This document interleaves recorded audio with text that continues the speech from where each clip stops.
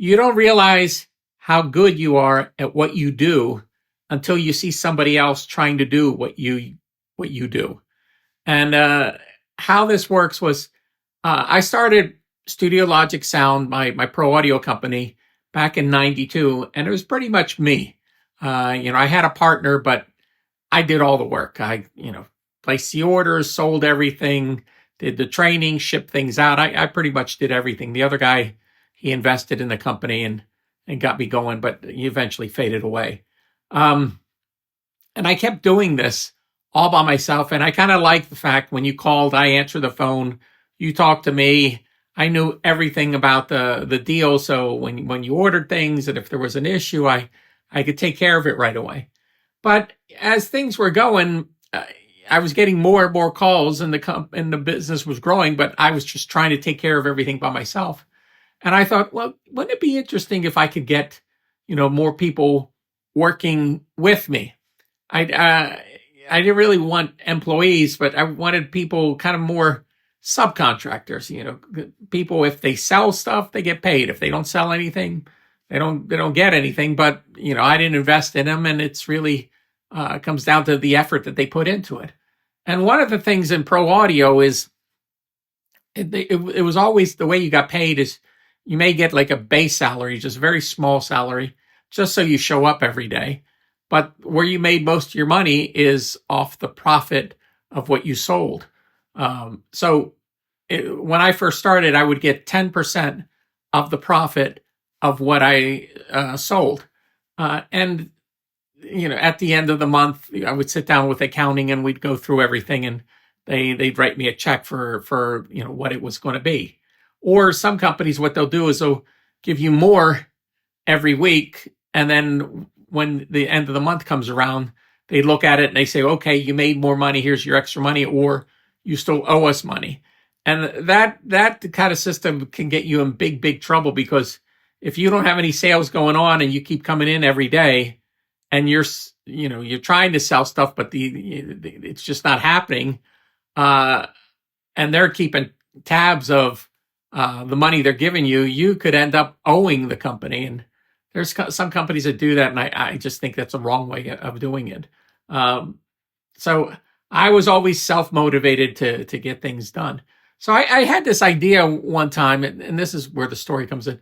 Why don't I, instead of 10% of the profit, I'll give people 50% of the profit.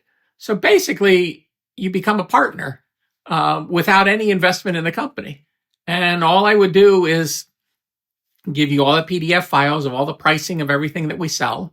And you go out, you find the customer, you close the deal, you collect the money, you place the order with me.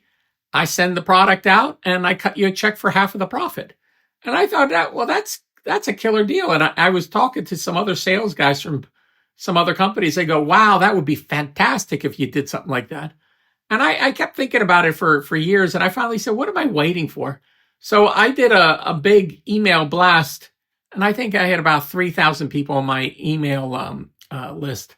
And I made the proposal. If you're a self-starter, you want to do this, get in touch with me, and I'll create your email address. So, whatever your name is at studiologicsound.com. So you have your own email account, and I could even make business cards for you and send you the pricing, but you got to do it all by yourself. You got to go find people, close the deals, collect the money. And I got about, I think it was like either 50 or 100 people that responded, and got email back and forth, and people said, yeah, send it over to me. Let me look at this, and I'll get back to you to tell you if I can do it. And a lot of people said, yeah, I can do this. But this is where it got real sticky. People start asking me, well, where do I get customers from? And how much do I sell things for? And really, you get the customers wherever you get the customers from. You have to go figure that out. And as far as what do you sell it for, if you sell it for anything above dealer cost, that's a profit. I mean, you're not allowed to advertise below MAP, but you can call anybody up and tell them what the price is. So, but people weren't understanding that. And I got more and more people that were they just didn't perform. Nothing happened. And out of the 50 to 100 people that I had one guy who was constantly selling stuff. And he would, email me the list of the gear he needed and send me the credit cards or the money and where to ship it. And I was like, wow, this is great. I mean, 1 out of 100 is not great odds, but I'll take it. And he kept on selling a bunch of stuff and things were going good. But at a certain point, he started thinking to himself, he said, wait a second, I should just start my own company. And he was asking me questions about doing that. And I was totally upfront with him. I said, if you want to do that, that's fine. I'll tell you who to call and how to become a dealer. And, you do that. But you can continue doing what you're doing and you'll make the same amount of money and you don't have to invest in anything. And he said, well, I'd like to try it. And I think he got off the ground, started his company.